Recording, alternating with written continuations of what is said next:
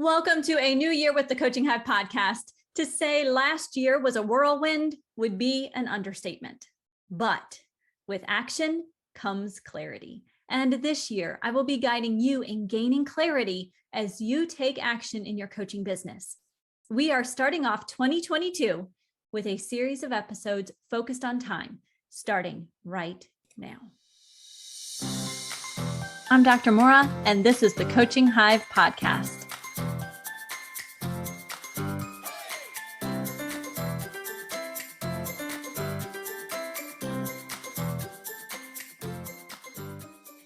In thinking about the upcoming year, a few words come to mind: simplicity, clarity, and vision. In fact, we wrapped up 2021 with a series on your mindful vision for your business in 2022. So what words come to mind for you? I know many people choose a word of the year. And if that's you, when you think about the upcoming year in your business, what words strike you as the most important? If you haven't had a chance to think about that, it can really be a powerful experience. And I say this, even though I'm not typically one to choose a word for the year. In fact, you noticed I said a few words come to mind: simplicity, clarity, and vision.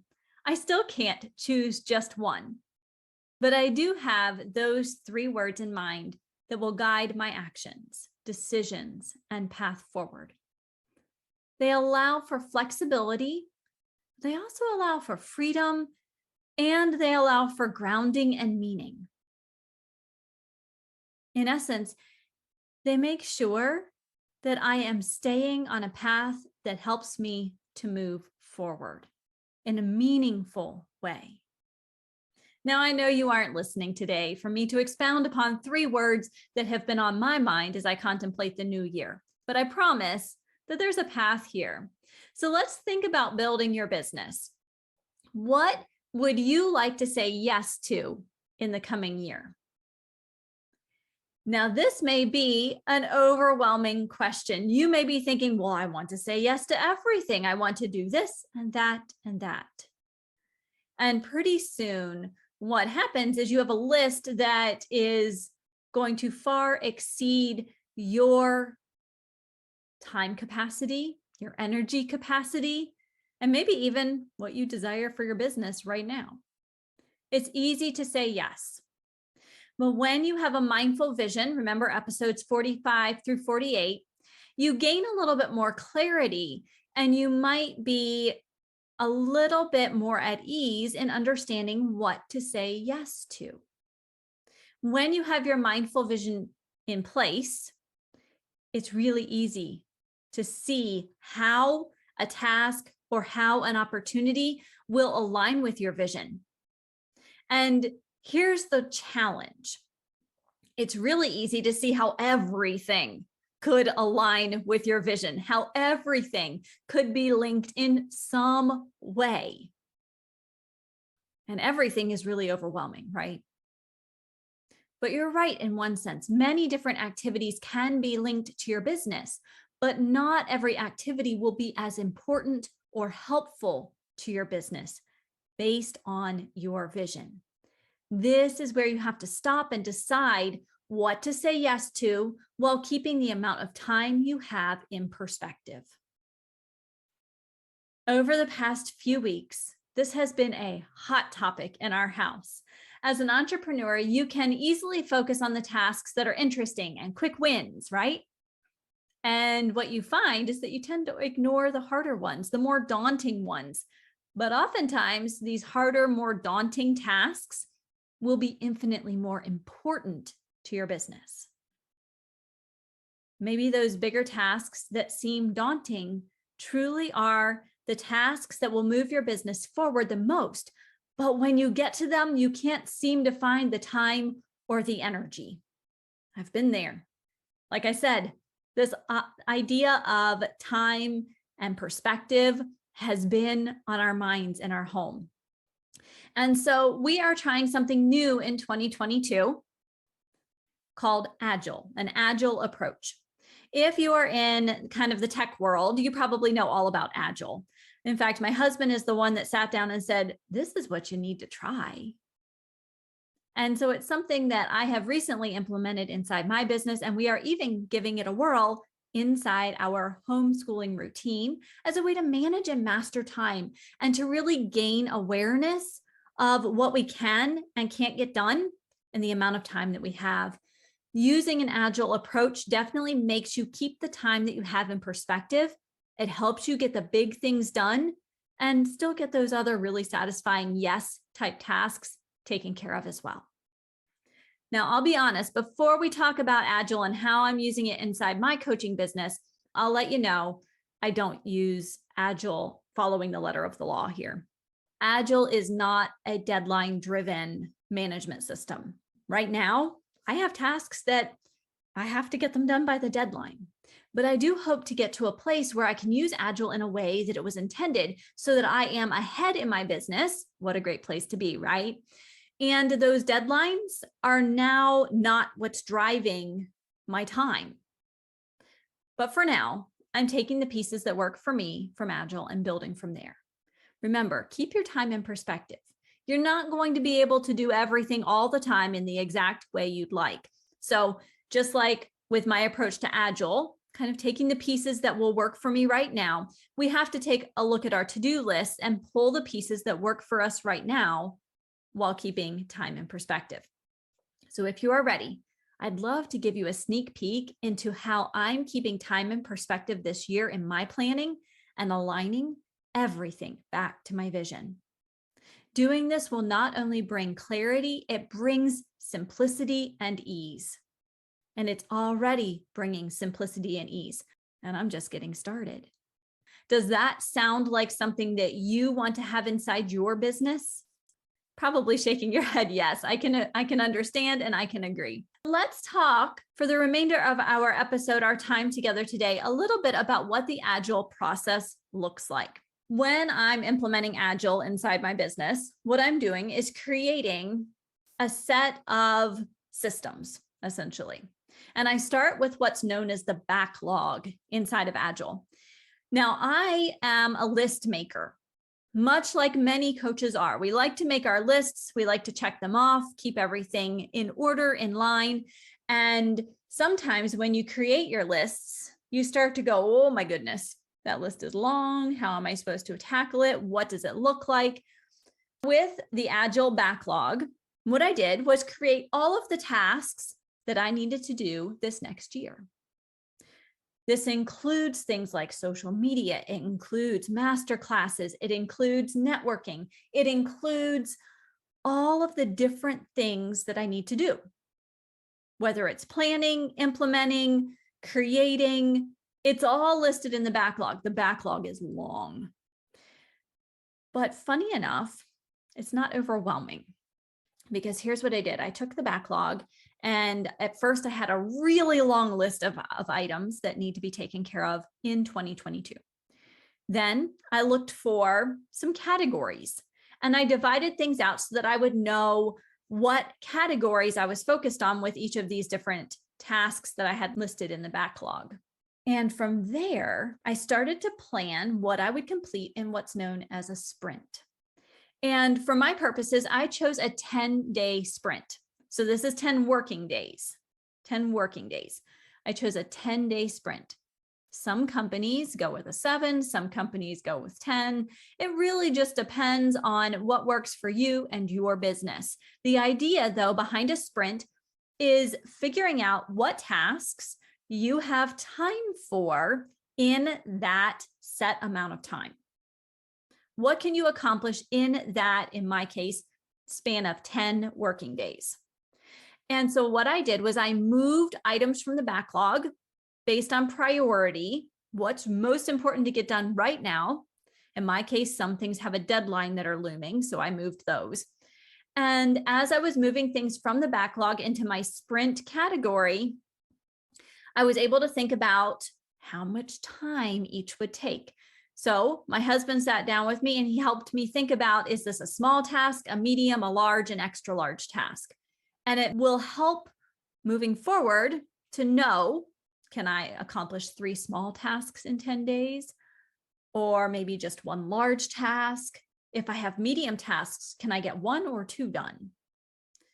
And in doing this, you become more and more effective at planning your time because you start to recognize in a sprint, you can accomplish X amount of small, medium, large, extra large tasks. So you plan accordingly.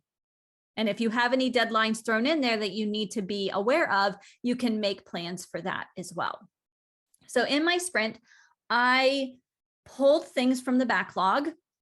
I had categorized my backlog. I had put each category, all the items in each category, in priority order. So I knew to draw from the top of each category. And then I put all those into the sprint. So now, instead of having all of these things looming and wanting to get ahead and wanting to pre-do things, now I have a really concrete list of stuff to do. And this is a little bit different than my daily to-do stickies. What it allows someone to do is look at the bigger picture. So a 10-day list of stuff that needs to get done. And sometimes that means grouping things together and getting them all done at once. It might mean taking a task and breaking it across 4 different work days, and then the remaining work days are devoted to a different task. It might mean interspersing different tasks every day, but always keeping track of the time that you have. As you plan a sprint, you have to make sure that you are not planning more than you can do. And you may be saying, but what if I just overshoot it? Then I have, if I get things done, I have something to pull from. No, my friend, you don't need to do that because now you have a backlog. You have a list already created that's prioritized that you can pull from. In fact, you can even move 1 or 2 things from your backlog so that you have it right there ready to go in case you get done with your sprint work. So now you don't have to to-do yourself, right? You don't have to put more things than you can get done in your sprint because you already have a backlog created. It is already prioritized. It is already ready and waiting for that moment when you go, whoa, I have an extra hour. I bet I can accomplish. And now you can say, ooh, I have time for a small task. Let me find the next small task on the list and insert it here into the sprint.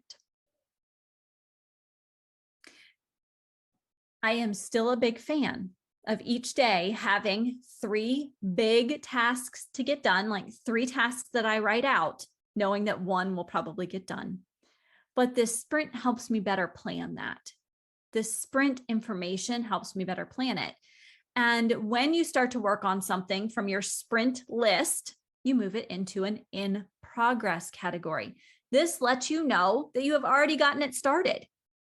You have already begun to make progress. Now, if you have something up on your Agile board of things, whether it's a physical board like the whiteboard I have in my office or a digital board like Trello, you can notice if something has been neglected so much easier because now it's still maybe stuck in the sprint category, hasn't been moved to in progress. You can highlight that, put some exclamation points, a red sticky note beside it so that you know to get working on it. And if you're anything like me, you love to check a task off. I love the physical act of checking something off in my planner. It's one of the reasons I use a paper planner is because I love to check things off. It is one of those moments that you go, oh, you breathe, your shoulders release that tension, and you know that you've gotten something done. So guess what? Agile has a column for done. So we move from backlog to sprint. The things in your sprint, as you start working on them, go to in progress, and you continue to work on those. And once you finish that task, you move it to your done category. It's a great way to see what you have accomplished. Remember, when we have a lot on our mind, when we're doing a lot of things at once, it's easy to forget how much we are getting done. This is a simple way, a simple visual way to see all that you have accomplished. And at the end of that sprint, what happens is you look to see what you were able to get done. You use that data in a way that helps you plan your next sprint.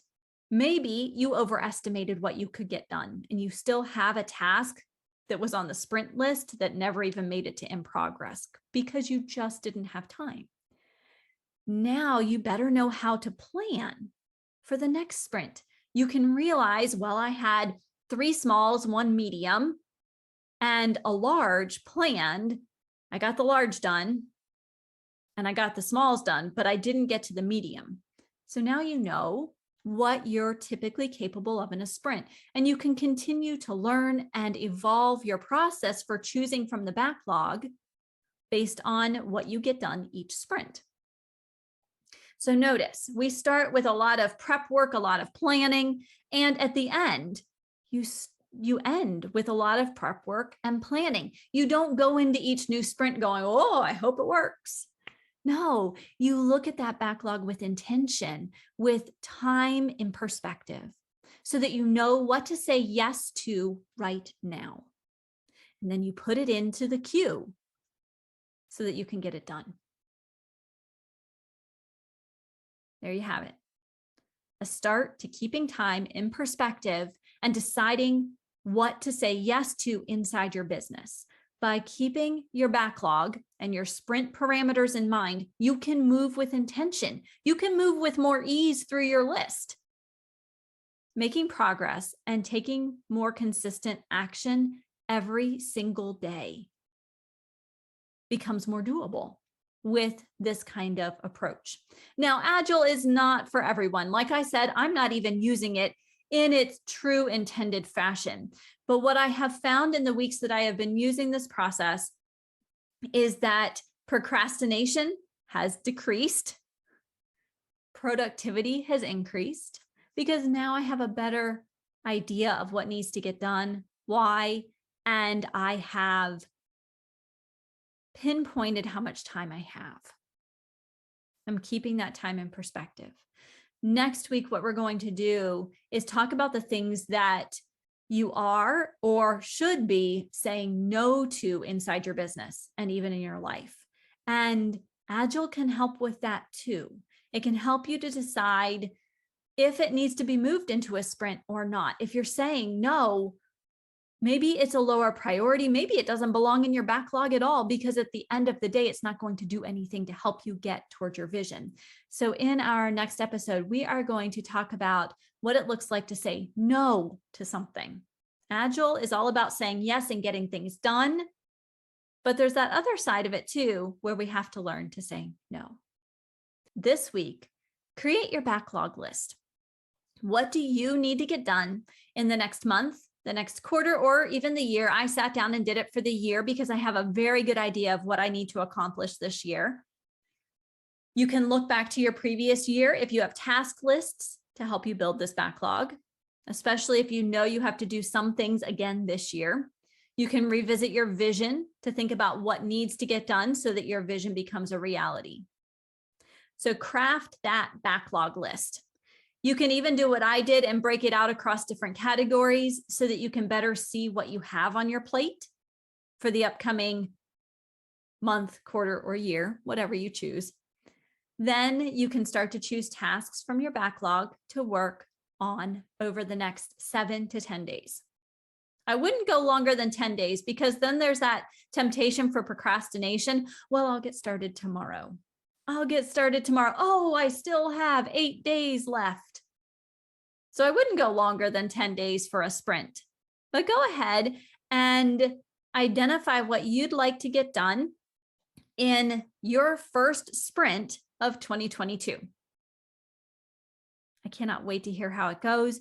And if you have any questions or challenges with this, reach out to me. I'd love to help you think through your process so that you craft a system that is effective for you. Because remember, this year, we're all about simplicity, clarity, and vision. I look forward to seeing you back here next week for another episode of the Coaching Hive podcast, where a focus on mentoring and community removes the overwhelm of building your successful coaching business and adds in a dose of momentum. Until next week, have a healthy, safe, and happy week.